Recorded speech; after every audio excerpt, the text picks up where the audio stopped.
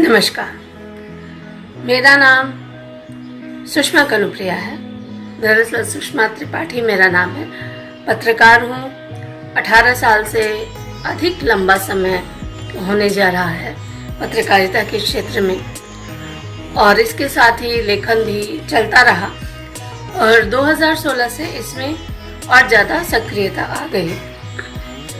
तो मेरी दोस्त, मेरी सहेली, पूर्व सहकर्मी, प्रखर उद्यमी और पीहू ट्रेजर्स की प्रमुख पीहू पापिया ने मुझसे कहा कि मैं अपनी लेखन प्रक्रिया के बारे में और किस तरह से मैंने लिखना शुरू किया उस पर बात करूं। तो आज इस मंच पर आपके सामने हूं और पीहू को बहुत बहुत आभार जताते हुए अपनी बात शुरू करती हूँ।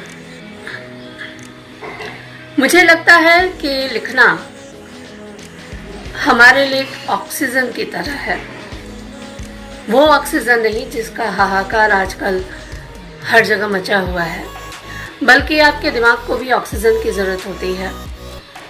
एक माध्यम चाहिए होता है कि जहाँ आप अपनी बात कह सकें, और ऐसा भी होता है कि आप कहना चाहते हैं और कोई सुनने वाला नहीं होता। तो जो आपको बहुत शांति से बगैर किसी शर्त के सुनता है वो आपकी किताबें होती हैं। आप जो कहना चाहते हैं, जो मदद करती है इस दौरान, वो कलम होती है। यानी कागज़ और कलम ऑक्सीजन ही है। एक स्वस्थ शरीर के साथ स्वस्थ दिमाग, एक स्वस्थ मन, हंसता हुआ मन बहुत ज़रूरी होता है। तो मेरे साथ कुछ ऐसा ही हुआ था। शुरू से ही मैं बहुत ज़्यादा बोलती नहीं थी, वातावरण भी ऐसा नहीं था, मैं बोलती भी ज़्यादा नहीं थी। तो आखिर ऐसे में मैं अपनी बात कहूँ कैसे? तो मैंने लिखना शुरू किया। क्योंकि माहौल साहित्यिक नहीं था, पृष्ठभूमि साहित्यिक नहीं थी, तो इसे बहुत अच्छे तरीके से लिया भी नहीं गया। शुरू में तो मजाक भी उड़ा, लेकिन स्कूल तक 6ठी कक्षा से ही मैंने 4-5 लाइनें लिखनी शुरू कर दी थी। फिर समय बढ़ता गया और बोर्ड परीक्षाएं हुई, वहाँ से मैं कॉलेज में आई। तब तक डायरी भर चुकी थी, पर मैंने वो किसी को दिखाई नहीं थी क्योंकि इस पर बातें नहीं होती थी और लिखना एक पागलपन की तरह था। क्योंकि अगर मुझसे कोई परेशानी होती थी, हमें कह नहीं सकती थी, या मुझे गुस्सा आता था, तो मैं खुद को अभिव्यक्त कैसे करूं, गुस्सा अपना कैसे उतारूं? तो मेरा सहारा यही बनता था, एक कागज़ और कलम। तो ऐसे करते करते करते मेरी डायरी भरती गई और जालान कॉलेज में गई तो मधुलता मैम थी। वो पहली शख्स थी जिनके साथ मैंने अपनी डायरी साझा की, और उन्होंने देखा और उनको अच्छी लगी कविताएं। तो उन्होंने कहा कि इसे लिखो। और कॉलेज की जो पत्रिका थी, जालान कॉलेज की जो पत्रिका थी, उसमें कुछ रचनाएं मेरी छपी। तो लिखना जारी रहा। आसपास का जो माहौल था, वातावरण था, जो संघर्ष थे, जो जद्दोजहद थी, उन्होंने कलम में और धार भर दी, थोड़ी सी आग भर दी, थोड़े सवाल भर दिए, और ये सब कुछ डायरी में ही चल रहा था। फिर जब ऐसा हुआ कि मैं सावित्री गर्ल्स कॉलेज में आई, तो सावित्री गर्ल्स कॉलेज में माहौल बहुत ही अच्छा था। जालान गर्ल्स कॉलेज में भी माहौल अच्छा था, लेकिन हम मधुलता मैम से जितने खुले हुए थे और हिंदी विभाग से जितने खुले हुए थे, उतना किसी और विभाग के साथ नहीं खुले हुए थे। लेकिन सावित्री गर्ल्स कॉलेज में ऐसा था कि पूरे कॉलेज में ही और पूरे हिंदी विभाग में ही अपनी चलती थी एक तरह से। तो संघर्ष भी जारी थे, जद्दोजहद भी जारी थी, रूढ़ियों से लड़ना, टूटना, टकराना, उपेक्षा जो होती है वो करना, वो धीरे धीरे डायरी में भी बढ़ती गई। और अब तक कविताएं मैं लिखने लगी थी, लोग जानने लगे थे। हिंदी मेले में भी मैंने भाग लिया था, तो प्रतियोगिताओं में जाने लगी थी।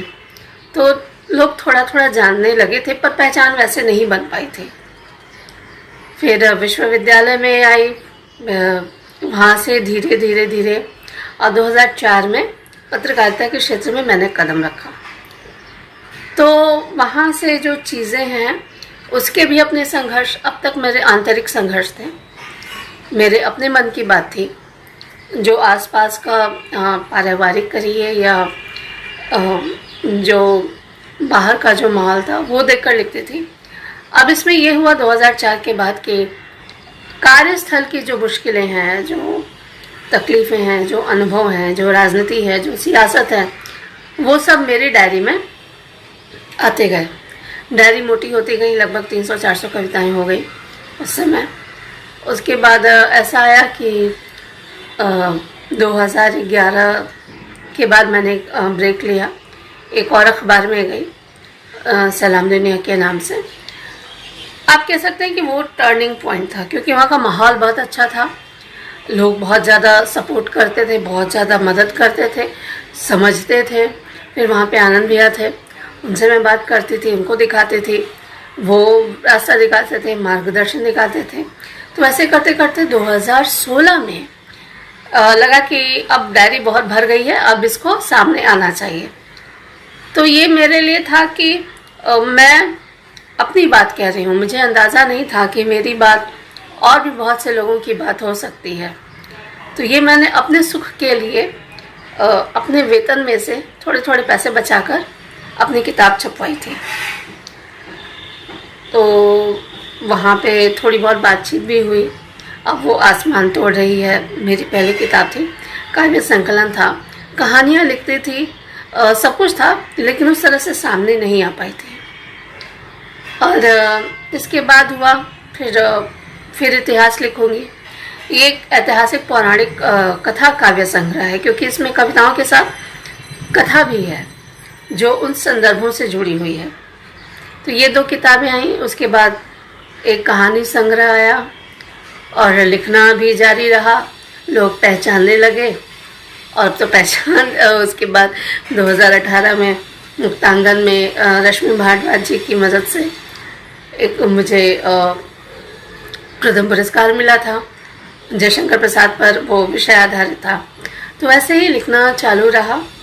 और एक मेरी और पत्रकारिता पर, अपने अनुभवों पर एक पुस्तक है, जो बहुत सारे कारण हैं जिसकी वजह से मैं उसको पूरा नहीं कर पा रही हूँ, तो उसको भी मुझे लाना है। तो ये काम ऐसा है कि बहुत ज़रूरी है, पेंडिंग है, क्योंकि उसमें महिला पत्रकारिता पर भी मैंने बात की है। काफ़ी कुछ है महिला पत्रकारिता पर, अपने अनुभव भी है, थोड़ा सा इतिहास भी है, जो हमारे दिग्गज हैं उनके अनुभव भी हैं, वो सब कुछ है।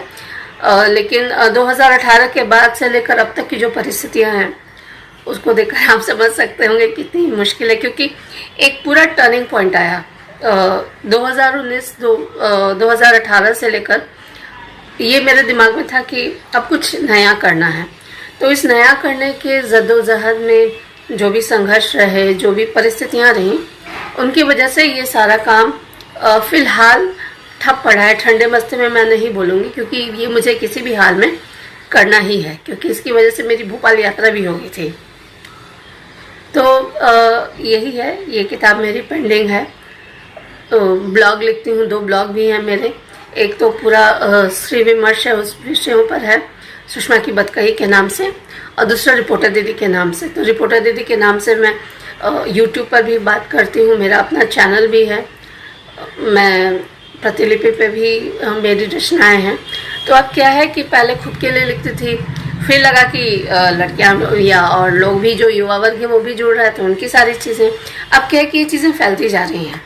तो हाँ, अच्छा है, अच्छा लग रहा है, कोशिश जारी रहेगी। और पीहू पापिया को एक बार फिर से बहुत बहुत धन्यवाद कि उन्होंने अपनी बात कहने का मुझे मौका दिया, और ये चैनल उत्तरोत्तर प्रगति करता रहे, यही मेरी शुभकामना है। कोरोना काल है, अपना ख्याल रखिएगा, स्वस्थ रहिए, बगैर वजह के बाहर मत निकलिए, मास्क लगा के रखिए, सैनिटाइज़र हमेशा रखिए, और पैनिक मत होइए, क्योंकि ये एक दौर है। एक दौर आता है, एक दौड़ जाता है।